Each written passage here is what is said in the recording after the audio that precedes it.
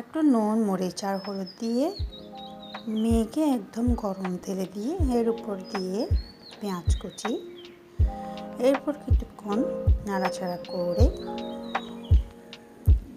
উল্টিয়ে নিয়ে ভালো করে ভেজে একদম, এরপর হচ্ছে গরম ভাত আর কাঁচামরিচ আর গোটা পেঁয়াজ সাথে থাকলে আর কিছু লাগে?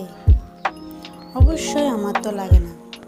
পৃথিবীতে যদি কেউ জিজ্ঞেস করে সর্বশ্রেষ্ঠ খাবার কি, আমি কি বলবো জানেন? বলবো ভাজা মাছ। ভাজা মাছ কেউ অনেকে না কেউ উল্টে খেতে জানে না, দেখেছেন? এভাবে উল্টে খেতে হয়।